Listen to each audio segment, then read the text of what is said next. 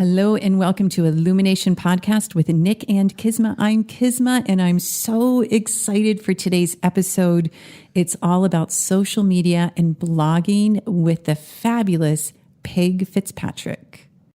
Hello and welcome to Illumination Podcast with Nick and Kisma, bringing you ancient wisdom for modern day success so that you can have the mindset to get your life and business set. As always, thank you for tuning in. And if you're new to the podcast, take a quick second to hit the subscribe button in iTunes, SoundCloud, or Stitcher. If you want to get the inside info for this and every episode, as well as some free gifts, go to illuminationacademy.net/podcasts. And now let's dive in to get your mindset for your life and business set.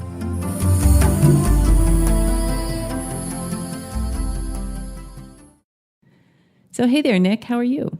I'm fantastic, Kisma. How are you? I'm good. How's your week been going? The week has been busy. Yeah, it's only Tuesday, by the way, dude. It's almost December, and 2017 is almost over, and it's like, wow, like this is. Are you going into the non-existent future? I am a little bit. Yeah, but in a positive way. And I'm also going into the past is a little bit of a reflection of like, wow, like how did this happen? And then the future that's coming, which is exciting as well. That's kind of cool. I mean, if you could share a bit, because we talk a lot about doing one's best to stay out of the past, out of the future, and then the present, but it sounds like you purposefully went into the past. Well, yeah. I mean, there's value in doing that. You know, it's not like, you know, we do live in a world that has time. Oh, really? I didn't know that. And the value is really simple for me. Is just like, wow. Every once in a while, I think it's just so easy to get so caught up in the moment and in everything that's happening, and then all of a sudden you look around and you're like, whoa, like how the heck did I get here? And what's cool about that is like oftentimes it's, you know, if you're doing the right things and keeping yourself on track, you look around and you're like, wow, like how did I get here? Rather than like, ooh, like how did I get, you know? So and it was just a quick reflection on like, oh, like wow, like this has been a really, you know, extraordinary year in a lot of ways. And then as I'm looking ahead, last year I did a forgiveness at the beginning of 2017. I did like a week of this forgiveness exercise. And as I was doing it last year, I thought, man, that's silly. Like you should be doing this in December. So that's exactly what I'm doing. And that's what I mean as far as looking ahead of like, oh man, it's time to let go. It's really time to make some space and have just a, you know, beautiful holiday season, but also letting go of a lot to get into 2000. That's cool. And I saw you did a Facebook Live today on is it a forgiveness challenge or are you just telling people what you're doing? Challenge is like a weird word for forgiveness, isn't it? But yes, it is that. I'm going to forgive. I'm going to forgive. I'm going to be the best forgiver ever. No, not. I mean, but yeah, it's like that. Yeah. It's kind of like that. Cool. So I'm super excited to talk today with our guest. And should I tell our audience a bit about her? So. Oh, we are excited for this gorgeous human. Peg Fitzpatrick is an author. She's a social media strategist and expert. And she's a highly popular blogger writing on her own website, which I must insert here is the most beautiful website I've ever seen, and across the web. Peg has spearheaded successful social media campaigns for companies such as Adobe, Motorola, Audi, Google, and Virgin, as well as having been a brand ambassador for Kimpton Hotels. Like, do you love that? Who doesn't love a Kimpton Hotel? It's amazing. TJ Maxx, been there a lot, and Adobe. And Peg co-authored The Art of Social Media, Power Tips for Power Users with Guy Kawasaki. And Guy teamed up with Peg because he believes, and I have heard him say this, and I'll be talking to Peg about it, he believes Peg is the best social media person he's ever met. So with that, welcome the fabulous Peg Fitzpatrick. How are you? Wow, what a great intro. Thank you for liking my blog. I made my blog myself, and I have to say that I really love it. And I think when you get to a point, it's important for you to like your blog a lot because you go there more than anyone else. Yeah. I think this is kicking it off because when I was looking at it, I mean, I've been on your blog many times. And I said to Nick, you got to look, like it's the most beautiful blog ever. And you were quite taken with it. I was like, wow, this is gorgeous. It's really beautiful. So I think it represents who I am too, which is really, really important. When people meet me at a conference or an event or something, they say, I love your blog. It really speaks to me. Like it tells me who you are and it shows your personality and it's colors I like and photos I like.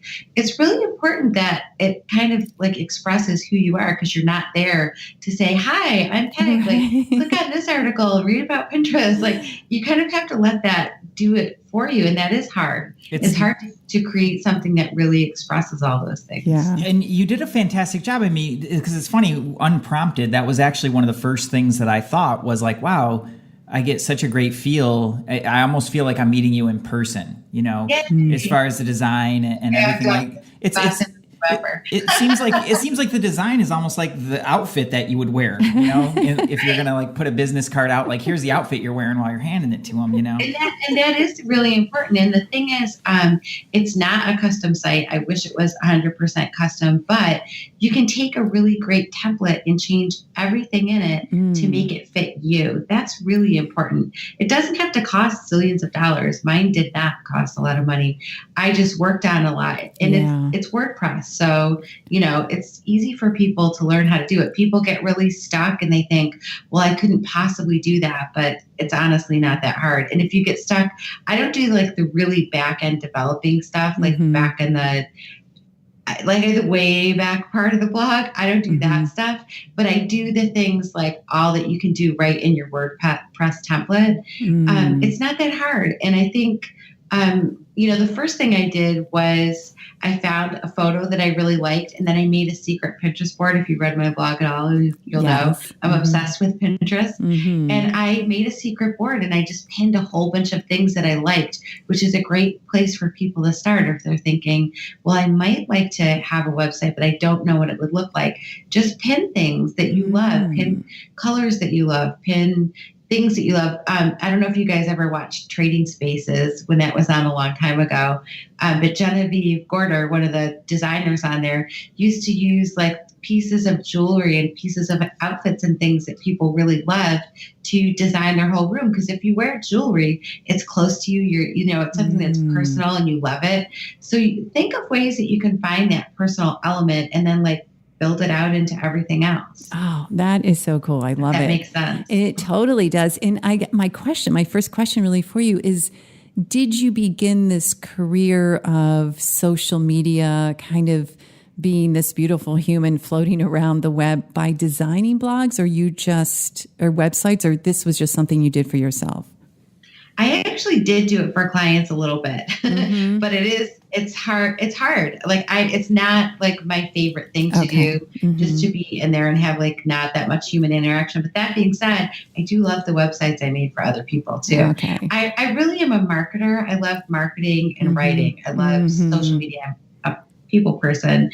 So I do love more of a forward facing, like talking to people. Like people are always like, how can you engage on Instagram so much? I'm like, I feel like I have to. I was that person in high school that like had to say hi to everybody in the hall. Like, hey, like I was student council girl. It's just, and I feel like social media is like just an extension of like regular me. Right. It's the extension to your book. Say hi to y'all in the hall. Yeah. And for those of you that haven't been on Peg's Instagram, you must. And of course we'll have links in the bio, but I think it's just your name, right? Peg Fitzpatrick. Yes. Yeah. Everything is my name, Peg Fitzpatrick. It's so smart, right? Go into a branding tip for people to find you, right? Use your name. Exactly. And that is something you do on Instagram.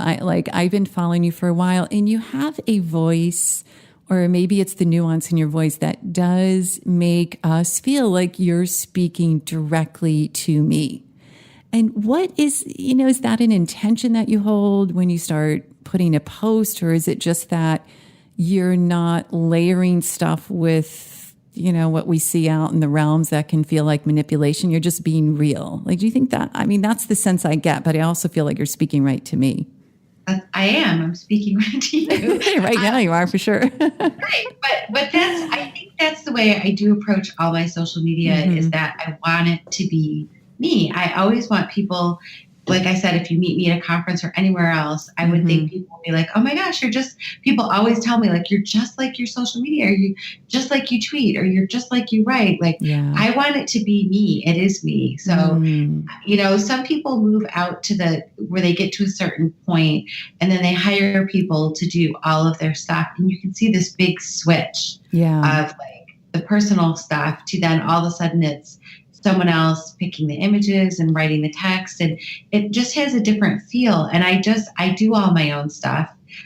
One of my daughters right now is helping me do some things, but like I write all my own things. I make all my own graphics. It's all like personal hands-on touch for me. And it is my voice. In Instagram in particular, I always, I teach people how to plan ahead and do a month of content out, but I typically, for me, I'm thinking really like, what is the purpose of this Instagram post? Like, is it Monday? Is it a motivational Monday post? I like to post things that, like this was a tough Monday. Let's face it. After Thanksgiving, like everybody ate too much and it was like a lot of people time. And, it's a holiday, but it's not relaxing because you're with people like way more than usual. Right. And so then you're like, you got to get back to work. It's like, I'm thinking, what would people like to see? I'm always thinking like, what is, what will help someone get through the day? Like what post? And I can't remember what I posted, but I know I'm going to look at it quick. I know I posted a Monday thing because I was like, that's how I was feeling. I feel like some people are feeling the same as me. I posted a grateful heart as a magnet for miracles because that was like just something that I found when I was thinking about what to post. And I feel like that's like the post-Thanksgiving message, right? Yeah. I saw it. It was, then what do we do with it? Right. It was so great. It was so perfect, simple, direct, and really perfect. I want to come back to this, what I see as an amazing obsession we have with visual right now. But first talk about the first time I heard about you and saw you. I was at Social Media Examiner, and Peg, I want to say it was 2 years ago. At the conference? Yeah, it was here in San Diego. Guy Kawasaki was speaking. Yeah. And I think I did I don't know if he had a breakout, but a family member, there's some contacts and I wanted to see him and I've always loved him. Like I've just been following him and he gave a great talk and he had that stuff about the minimum slides, I forget what it is, but like he was really stern about that. And then he just pointed back at you and said basically what your bio is like, you're the best social media person out there. And I remember the entire room turned and stared at you and you were just like, hi. I was like, oh, that's not awkward at all. He's funny. He's the best speaker. He's so personable and just so funny. I think I may have made the slides for that one. Oh, sometimes awesome. I make the slides, sometimes he makes the slides. If they're really awesome, then I made them. Right. He likes to make his all black and white. Like you need some images in there. Yeah, put a little gold on there. But so when did that relationship start with you and Guy? Oh, we're almost at the 5-year mark for working together. It was like 6 years ago. And I was doing a book club. I decided I was going to do a book club online. And it was when Twitter chats were brand new. And I wanted to do a book club because I love reading so much. And I found that people that like social media like to read a lot. There was like this really cool, I was like, oh my gosh, people who will read books with me and we can talk about them online. So I had this vision of like doing a Twitter chat and picking a book and then everybody would read it and then we would talk about it. That was my initial plan. And I tweeted, my first tweet was like saying, I'm going to do this, not my first tweet ever, but my first tweet for book club was saying that I was going to read Enchantment by Guy Kawasaki. And I had like maybe 1,100 followers. And Guy had like 750,000 followers. And Twitter was his main platform at that time. It was before Google+. So he saw my tweet saying that I was going to do a book club. And he tweeted me back in like a half hour and said, hey, I'd love to be on your book club. And I was like, oh my gosh, because of course I knew who he was. And I was reading the book and I loved it. And I was like, oh my gosh, authors will talk to you on Twitter. It was like amazing. So I like had my fangirl moment like everyone else, like when someone tweets you back that's like famous. And I was like, oh my gosh. So I tweeted him back and then we started the email conversation. So he was my first guest on my first Twitter chat and it trended on Twitter above the Tony Awards because it was so people were like so excited to have this conversation with him. So it kind of so book club ended up being like me interviewing authors. So I met all these amazing authors that are all speakers at Social Media Marketing World, and it was before I had been myself. So I've interviewed Guy, I've interviewed like Mark Schaefer and Ann Hanley and just all these, huge, awesome authors. So then when I went to my first Social Media Marketing World, I knew all the authors. Isn't that funny? That is so great. It wasn't my plan. It was like, I just did I follow my gut on ththings, and it seems like I choose the right things. Knock on wood, I just seem to choose the right things. Like people would always give you all these rules for blogging, like you have to do this, you have to do that. And I always said, you know what? I'm not writing for the Google algorithms. I'm writing for people. I want people to come to my blog and read it and really be interested. And then, 2 years later, Google comes out and says, don't do that. We want you to write like you're writing for humans. And I was like, all right. So really go with your gut. That's one of the things about blogging is there's not rules. People can't say do this, or social media. There's no one right way to do everything in the world. There's just people giving it the best guesses on how to do things. And sometimes people have more best guesses than other people. Right. But people get so intimidated and they feel like, I don't want to start a blog because there's so many other blogs and they're better. Or maybe they would go to my blog and be like, hers is awesome. I could never make one like that. I never want people to feel like that. My thing is, I always want people to feel like if I can do it, you can do it too. It's not, nothing is so hard that you can't learn to do it yourself in blogging and social media. It's getting more challenging for sure on social media as we go on, Facebook ads. And when you go way in the back end of things, it is more complicated than 7 years ago when I started. But there's also a lot more people teaching how to do things. So in some ways, it's easier if you want to look at it from the bright side, which I always like to do. I could tell that about you just from looking at your blog. Hey, that's awesome. But I do want people to think that, I don't want someone else to feel like, well, I don't want to try Instagram because there's already people that have 1 million followers or that have 100,000 followers, or you just have to look at things from I could do that too. Yeah. And I think that's one of the things that millennials are awesome with is they're also into it. They don't think more people have been there longer. They're just I can do this too, which is great. That's a great perspective. I had a couple of questions. One I wanted to back up to was something that you just said about, well, there's no one right way to do it. And to me, social media in particular is a deeply personal thing. In a certain way. It's just as you express who you are, and what you stand for as a human being into the interwebs. It's actually kind of a profound thing. And I think you're right on with that. And I see a lot of people,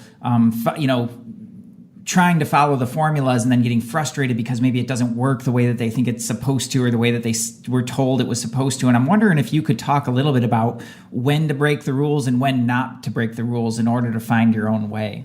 Good question. That's such a good question. There's so many, that's a big answer too. Okay, so I think it's good to start with some guidelines. So in Art of Social Media, we say these are ideas that we've had. And if you come up with a better idea, tell us, let us know if you try something else and it works. We are totally open because we test everything. One great example of that is everybody says that you should never repeat your content that's all the social media quote unquote expert gurus always say, don't repeat anything. But Guy has been doing it since 2008. I searched way back on the web and I found this interview he did in 2008 when he was really into Twitter. He's like, I'm going to try repeating everything and see how it goes. He pushes that to an extreme where he'll push things he'll post them really close together. You don't have to necessarily do that, but if you write this really great blog post and people just tweet it one time, and honestly, that's what most people did for years and years. They wrote a blog post and they tweeted it once. Seriously, no one is ever going to see it. Right. You have to repeat your blog content if you want people to see it. Now, the right, I'm saying with air quotes because this is the right way that's worked for me, is that I repeat it, but I mix it in with a lot of other content. I never have people say to me, you're always tweeting just your own content, because I tweet a lot of other articles. I tweet pictures, I tweet quotes, I tweet other things. It's not just my blog content. So I think if people look at my Twitter, they're not just like, wow, she only tweets her own stuff. And a negative example is somebody sent me an email just today saying, hey, I see that we've pinned each other's content a lot. I'd love you to join my Tailwind tribe and share each other's content. So I pulled up her Pinterest account, of course, because I'm not going to just join from some person that I don't know's information. And she has pinned only her own content.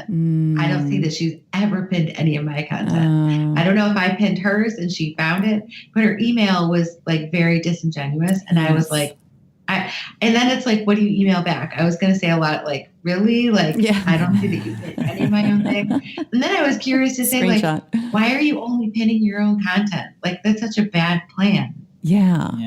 It just looked really bad. And she is on group boards with other people, but she only pins her own content. And I'm not trying to toot my own horn here at all, but she has like 1,100 followers and I have like 30,000 something followers. So I would argue that my way works better. I would argue that too. I think that's a very fair assessment. And maybe she hasn't been doing it as long either. Like there's a lot of other factors in there. But I think on any social platform, even though Pinterest is not a social platform, it's a bookmarking site. But still, I went to go look. Like she said, we've been pinning each other's content. So I was like, oh, that's interesting because her name didn't ring a bell with me at all. Like I really know whose content I pin. So I was just interested to see what she had to say about that. So she obviously saw that I had like more followers, that I was in Tailwind Tribe, like a lot of other things, but her email wasn't really, I don't feel like it was honest.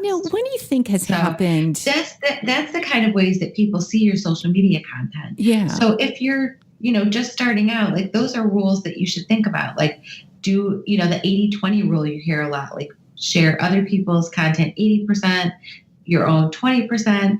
I never actually calculate how much that is, but I always try to make sure that I'm giving much more than I'm taking. I think that's like just a universal rule, right? If we're putting more out into the universe, we want to make sure that we're not just taking.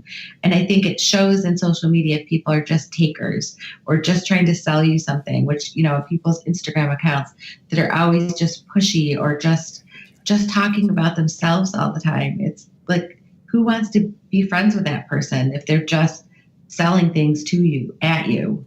And I think where you see that on Instagram where people are just pushing their products and nobody likes that. It's like that person at the party who's just talking about themselves. Okay. Like that's nice. You've mentioned this a couple different times. And so I wanted to ask about it a little more directly. But what really stood out to me is you ask yourself that question of like, well, what do people really need to hear? And to me, like that really speaks to an attitude of service that you bring into your entire brand and into your business. And I'm wondering if you can talk a little bit more about how you hold that. Do you think about it in those terms, giving versus getting, or if you could just explain a little bit more about like how you relate to service in business and service through what you do. I really do think about that all the time. I write my blog for people who want to learn how to do social media, because when I want to learn how to do things, there's usually not a how-to for how to do it. So, one example is book marketing. When I started working with Guy at the very beginning, I was helping him work on What the Plus, his book that he wrote about Google Plus. And I did all the research for the book. So when people ask, like, how do you know so much about Google Plus? At one time, I actually read all of the Google Plus help. Whoa. Like the whole entire thing.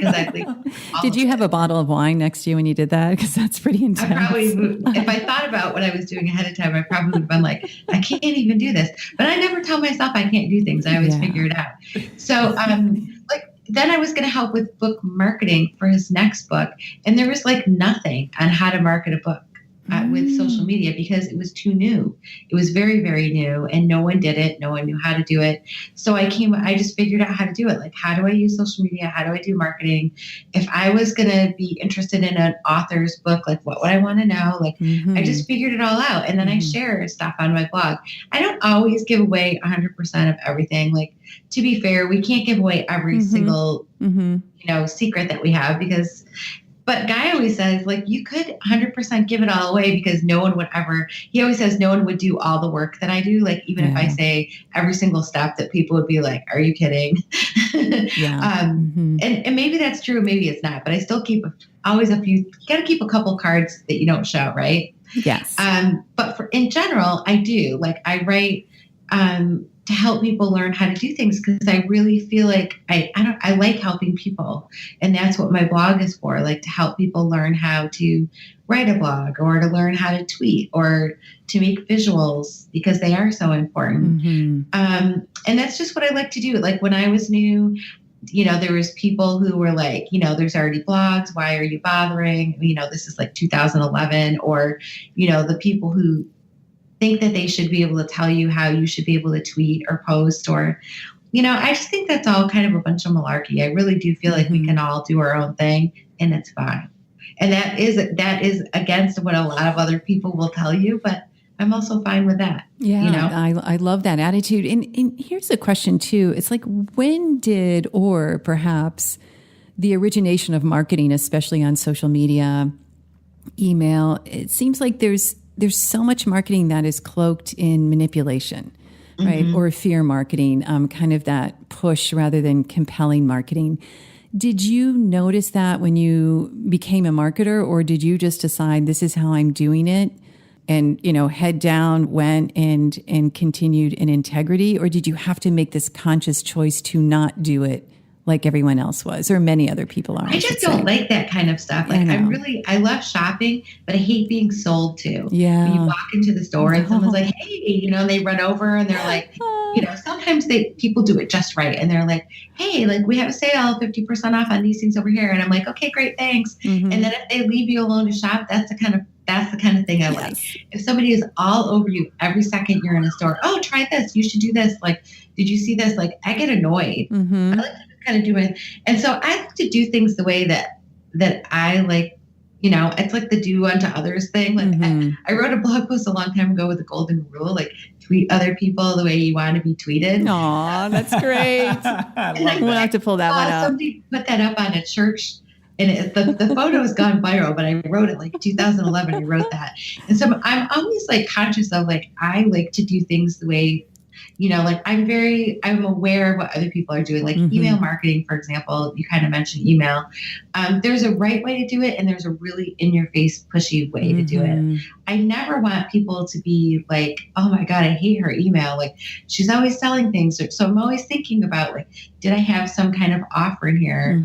Like, and provide value. And the email I sent out before Thanksgiving, I just put a couple of things in there. Like, I put a Christmas Spotify list. I just put a couple of things in there that were like little things that I liked. And I got so many people emailing me saying, thank you so much. I really loved that. It was so nice that you thought to send that. Like, people felt like the email was for them, not like, here's a blog post, read it. Like, there's a huge difference in those. And I think if you're going to do anything in marketing, email, or social media, you need to think about all those things. If your bottom line is like, how can I get money from people? You're never going to get anywhere. It's just not going to work. It just feels so constricting. People are so turned off by that. So that is how I think of it. Like, how can I reach people? And if I'm in someone's email, I'm very aware of the fact that, like, that's a special place to be, right? We don't want to be bombarded. I have very few emails that I like to receive. So I like to give people something that's interesting, fun. And, like, if they want to read my blog post, that's awesome. Yeah, I love that. I don't know. That is how I think of it. I do try to, I guess I do have just the service mentality. Yeah, it's great. It's beautiful. I mean, it's really powerful too. I mean, it's something that we talk about a lot on our podcast, just as far as, like, the spiritual practice. To me, in our podcast, we talk a lot about, like, not just having this esoteric understanding, but it's really like bringing these practices into your everyday life and business. And that attitude of service is something that's really, really key. And I'm so grateful for you to talk about it a little bit, because it's really amazing to see that somebody can be so wonderfully successful and have, that attitude about them. And it's just a beautiful thing to witness. So thank you. Yeah.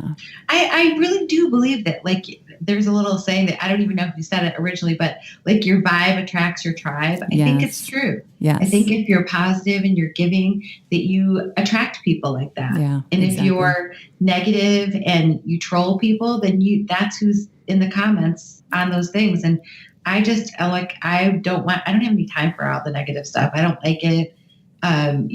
I rarely ever have like a rant. I do have like one blog post on my blog that's like a rant, because I always get people stealing my content. And one time I was just really angry about it, and I just sat down and I wrote, and people were like, that was amazing. But it's like not my typical thing. Like, and I wouldn't do it all the time. Yes. But sometimes it's good to just express yourself. Yeah. And then it's actually very pointed and powerful when you do it as a one-off, right? People are definitely going to be like, whoa, Peg, go. And that's part of who you are too, and it's important to share that. I wanted to ask you about something in particular. I think some of our listeners relate to this, and I'll just use myself as an example. And my habits on social media, where I'm definitely like a more private person in a lot of ways. We have a podcast, and there are some things that would speak to the opposite of that. But in truth, I'm actually quite a private person. And so I find myself sometimes in a little bit of an in and out with it, where, I'll have a burst of creativity and expression, and then I kind of retreat, and then, kind of repeating that cycle. And I guess what I'm curious about is, I know that I'm not alone in that. And if you could have any advice for people out there like that who have trouble with keeping consistent on it, or being, a little worried about, what they're going to share, what people are going to think. And if you could, just to get the wheels turning and to get some people started. I mean, I know I'd appreciate it for myself, but I know that I'm not alone in that too. And I'm sure this is something that you've heard before. What are your thoughts on that? Well, I think the thing is, you should obviously only share what you feel comfortable sharing. And I think that you don't have to share as much as you think you do of your personal self. It doesn't all have to be personal. Like I do share a lot, so people feel like they're like a part of what I'm doing, but I honestly keep a lot of things to myself. I don't share, like, my family is hardly ever in my photos because they don't want to be. Like, my husband doesn't want to be in my Instagram. I saw him in one. It was so cute. Anyway, I'm like, you need to be in every once in a while, just so people kind of know you're there. But I also respect the fact that he doesn't want to be, and that's okay. So if you're somebody who doesn't want to share a lot about yourself, think about what you can share. Maybe it can just be what you're thinking about, but it doesn't have to be personal. Like, if you look at like my Monday post, think about what's going on the bigger social media picture for the day. So like it's Tuesday, so you could do like a travel Tuesday, and you could just do something like, wouldn't it be great to visit this cool place, and put something, and then, you're talking to people, but you're not sharing like, last Tuesday, I went here and I went there. Like, you don't have to share your personal details, but you can still like engage people in a conversation or start a conversation and use a jumping off point of something that's going on. Like, it's after Thanksgiving. It's like, it's going to be the beginning of December, which you just kind of said the things that you were talking about there. So, you could even post to like, it's the beginning of December, like, what goals do you have for, this month as we go to the end of the year? So there's ways that you can talk to people without it being sharing your personal stuff. You know what I mean? I think the key is to balance it out with like using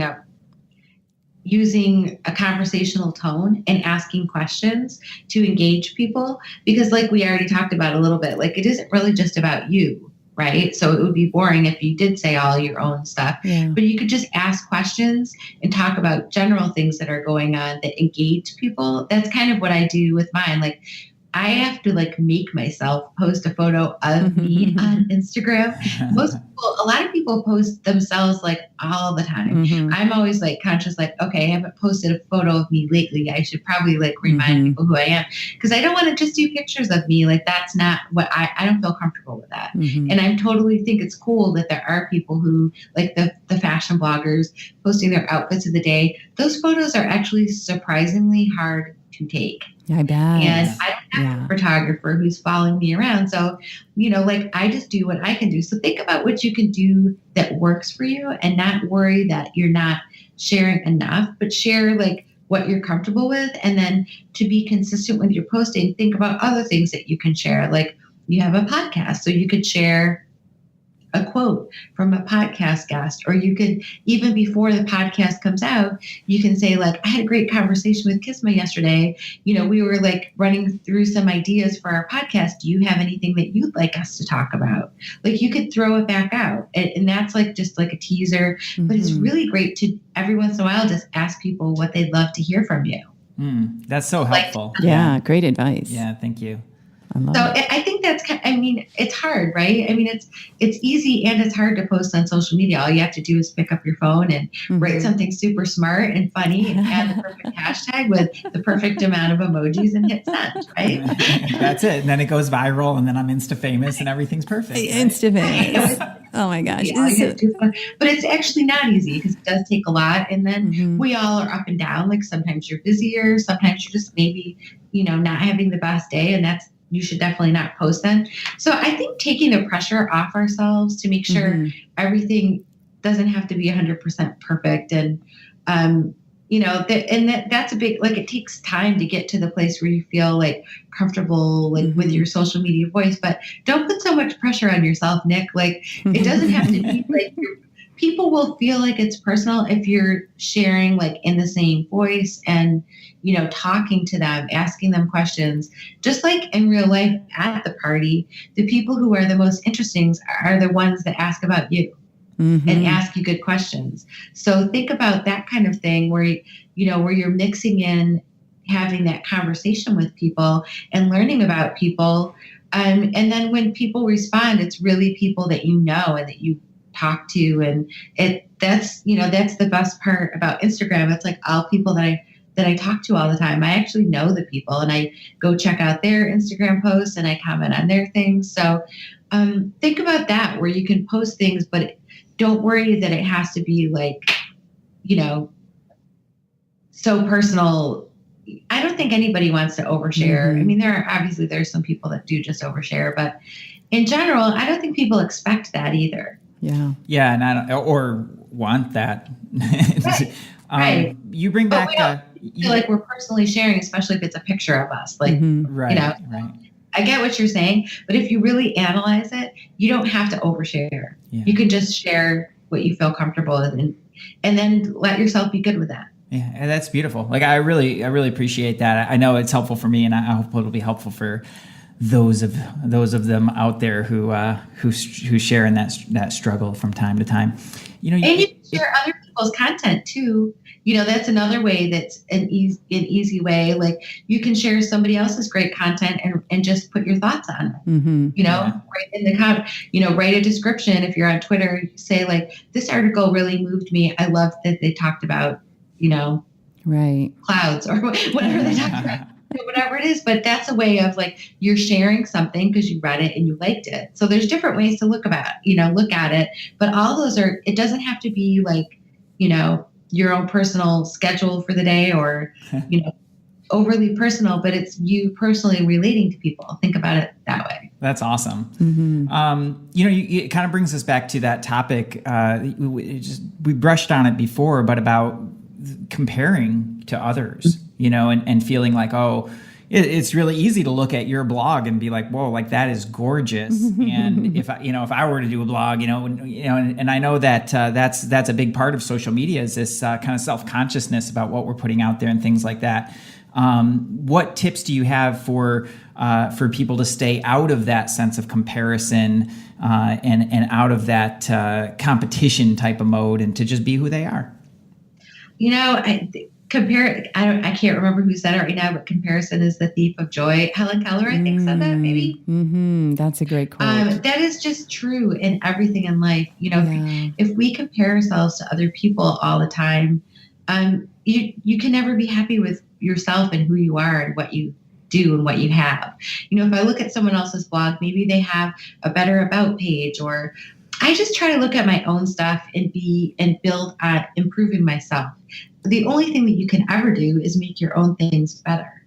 So it's great to get inspiration, but also you don't have to worry that you would absorb other people's stuff too much, that you would lose your own voice. So if you look at other people's stuff too much and get in that like, well, they have this, I can't have that mentality, you're really just going to either freak yourself out from even starting anything, or you could accidentally copy people's stuff and not be original, which is a lot of people when they start, they get quote unquote inspired by people, and instead of really being inspired, they go and they copy all the colors and they try to find the fonts and they try to make it look exactly the same, which is horrible because that's not a representation of them at all. That's a copy of someone else. Yeah. So what's the point of that? Marie Forleo, I love her, everything about her. She's copied all the time, but you don't want to be another somebody else. You want to be you. So you really need to just look at, being the best you that you can be and looking at ways that you can build on that. And don't look at everybody else as competition. One of the hashtags I use a lot on Instagram is community over competition, because yes, people may be a direct competitor of you, but they'll be attracted to the right person. And, you just can't think about it all the time. It's just not healthy. I mean, there's billions of people in the world. We're all different and unique. And then also, we're probably all the same in a lot of ways too. Right? I've seen you use that hashtag. I love it. And now I understand it at a deeper level. Is it okay if we just kind of segue into this hashtag phenomenon? Like maybe the top 3 tips you have for hashtagging on Instagram? Sure. So sometimes I use hashtags just to kind of express things like community over competition. And the Rising Tide Society is a blog, and they have hashtag. I think that they started community over competition, and that's a perfect example because that's like a movement that they started to help other bloggers and other people be more successful, and that's what they do. So that kind of hashtag is like a community hashtag hub and started by someone else, which a lot of them are. A lot of hashtags are branded hashtags that people, they came up with a movement like Rising Tide Society, and people follow that. Or it could be like A Beautiful Mess is another blog that I love, and they have a whole bunch of hashtags that they use. And then when they want to find content that people in their community tweeted, they can, or shared on Instagram, they can follow it. So hashtags help people, learn more about you. I use them for content and for context. Sometimes it's just the context of things. Sometimes it's the location where I am. Right. There's a lot of different ways to use them. And, you can use up to 30 on Instagram. But I have to say, it's really hard to come up with 30 that really fit your content. But I try to be really intentional with my hashtags. And also, you want to make sure that you're not choosing hashtags that are too popular, because then sometimes they can just get a lot of spam in them. Right. And Instagram doesn't like the ones that have like spammy content in them. So I do check the hashtags that I use. You can click on them and make sure all of them lead to content that you would want your content to go in with. Like you might think it's a great hashtag, but if you click on it and like some of the girl boss, for example, that's a super popular one, but it's gotten so popular now. There's a lot of spam in there, so it's not a good one to use anymore. Unfortunately, that's too bad because that is a good one. It is a good. Yeah, that's an awesome tip. Is to really make sure that it's aligned with know your hashtag, people. Well, because if you're just doing it on the quick, you're like, oh, well, that one's got a ton of it's got a ton of mentions, so of course that's the best one, but it's not necessarily. And if it has too many, like nobody will see your content get lost, at all. The hashtag will just be moving by. But like there's some that I think even like Dogs of Instagram is one that now has a bunch of spam. Like they get popular and then they get abused. So just make sure when you're using them, really click on them. Even if you use it all the time, just click on them every once in a while and make sure that everything, does your content fit in there? Is it what you think the hashtag means? Because that's the thing, is you could think it means one thing and it could be a totally different thing. So you don't want to trouble. It's true. It's a true thing. Like, sometimes the ones I think are more like girl boss kind of things, they may be more fitness or workout. So maybe it's all the super buff people that aren't wearing that many clothes, which is not really like where I want to be. So just there's a lot of different ways to use them.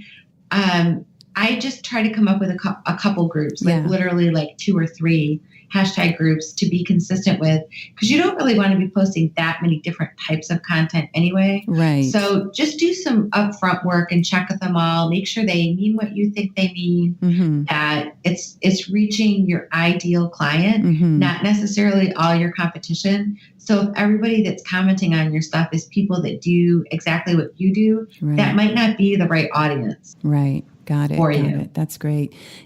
Speaking of community, I've noticed, we had Sue B. Zimmerman on the podcast, and I've noticed that you two are friends. And is that do you have these friends that you've met online and being social media and blogging experts, and now you have a new sort of family? It seems like a really cool thing, but very interesting because it seems to start in cyberland. Yeah, actually, most of the people I talk to are all people I met online. All my friends are on the internet somewhere. No one is local, good and bad. But yeah, I have met a lot of people. I met Sue. Oh, I don't even know how I met Sue. It's been so long now. I was working with Canva, and actually, it's funny because Sue and she lives in Boston, and I live in New Hampshire. So we're like 2 hours away from each other. But we met for the first time in Sydney, Australia. Oh my gosh! Oh, that's she funny. saw that I was there from probably Instagram. Yeah. Oh my gosh. That is so cute. So it's funny. So yeah, you can meet great people who are really interested in what you like and what, people that I meet every day, they don't want to talk about social media all the time, or they don't, or if they do, they just are interested in learning about it, but they just want to pick my brain and be like, so how do I, by the way, I heard blogging was good. Yeah, it's good to have people that do what you do so you can ask questions. I'm good friends with Rebecca Radice. We've been blogging buddies forever. And, when we come up with new stuff or we're working on stuff, we can share it and say what do you think? I'm working on the copy for Rebecca's working on a new class right now. So she asked me to look at it. Let me, what do I think about it?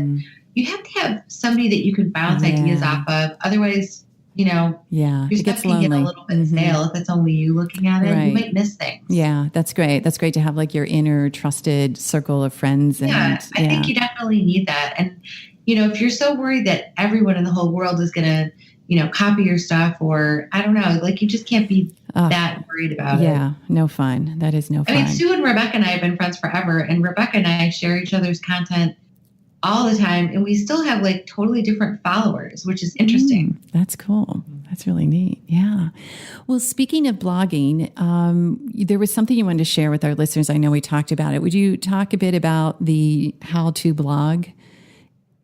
Well, I recently put together information on how to start a blog because that is a question that I get a lot because people just don't know why or how. I actually even had someone ask me they said, well, I'm an artist. Why would anybody want to follow me? And I thought to myself, why would you think anybody wouldn't want to follow her? I love artists, And so she was like, well, what kind of thing could I share? And I gave her a couple of ideas and she was super excited because she just didn't even realize she could share what kind of art supplies she uses or her work process or what things look like on different steps. There's so many different ways that you could share art or whatever it is that you want to write about it. So I tried to put together a couple reasons of why you could start a blog and then just how to do it, just showing the steps of how easy it actually is. And when I was writing it, I actually from start to beginning of getting from the idea for it to getting it actually live, it was less than an hour just doing the little steps that I did. And I was like, wow, I really wish I had that when I started because it's easier than people think it is, even though it can take a lot of time. You can have lots of decisions to make, but just get started. That was kind of where I wanted to go with it. It's not so complicated. And then I gave a couple of examples, which a lot of people don't know, and follow Joanna Gaines from Fixer Upper, but she actually started on a blog. She had a blog that she was writing about just her design. She didn't really think anybody was going to read it, but she was, working on houses with her husband, with her family, and HGTV contacted them and said, hey, we'd like you to be on a TV show. And they didn't even watch TV. They don't even have a TV. That's so funny. Oh my gosh. But it all started because she wanted to just share what she was doing on her farm. Right. That is so cool. And I know you mentioned somewhere in this article, if I recall correctly, to have your blog self-hosted. Mm-hmm. You mentioned a mistake you made early on. Could you speak about that a little bit? That was interesting to me. Well, the beginning of my mistake was, it wasn't a mistake because I didn't know how to start a blog. So a friend that I was friends with online said, "Oh, I'll do it for you and I'll host it for you." And then I wasn't friends with him after, it was like a couple years later. Right. And I had zero access to it. Oh, no. Oh, no.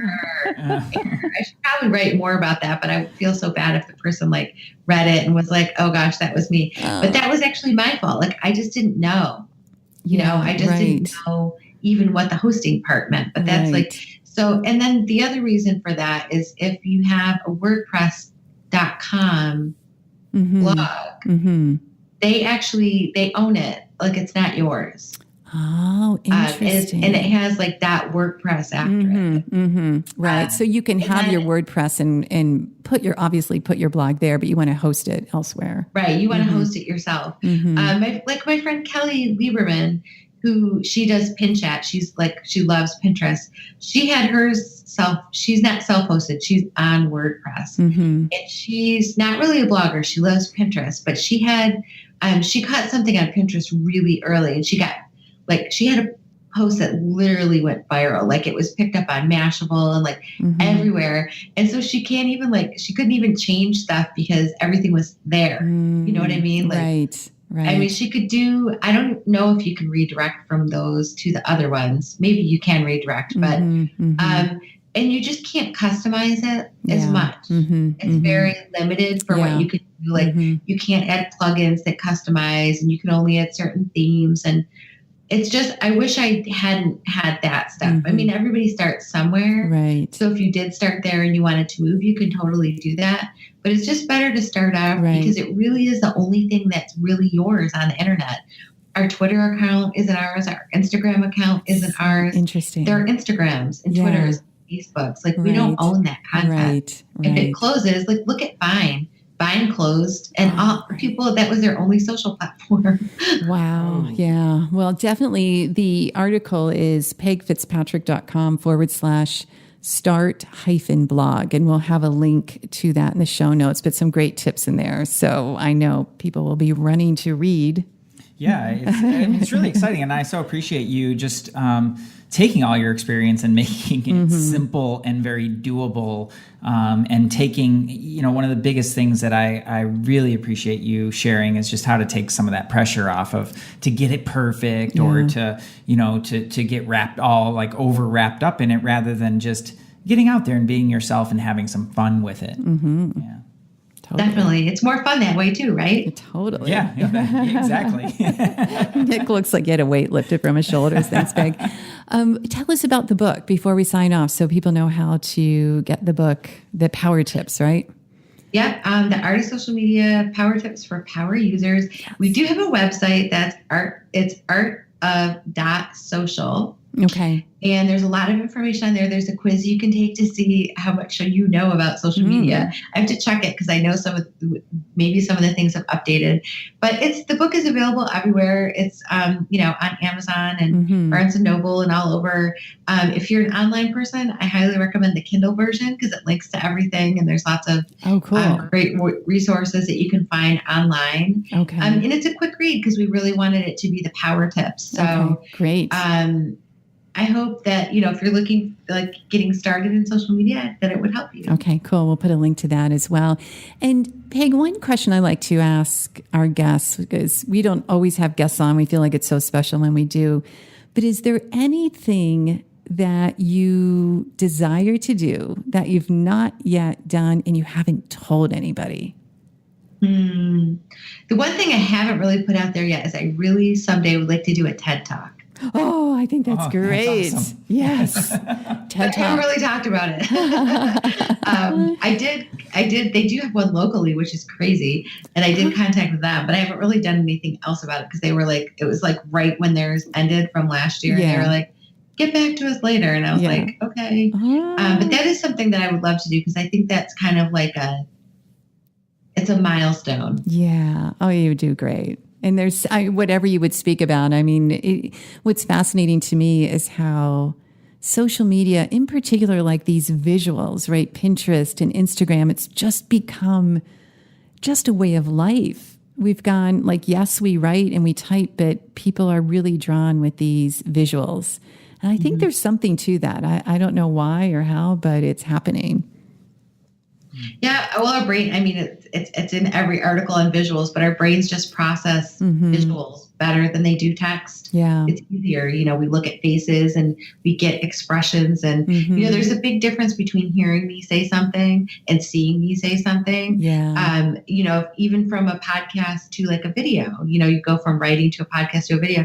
When you see someone's face, and even in a podcast, like maybe somebody's seen a lot of my things, but maybe they've never heard what I sound like. Right. When you put a voice behind something, it's just a human layer. Yeah. Yeah. That's so true. That's so true. Well, before we sign off, any last minute tips or words you have for our listeners? Don't worry about it being perfect. Just do what you feel comfortable with and enjoy it. I love that. We really appreciate that. Thank you so much for being on the show with us today. And we just so appreciate everything that you've had to share. Thank you so much. Yeah. Thank you for having me. For sure. And happy holidays to you and your family.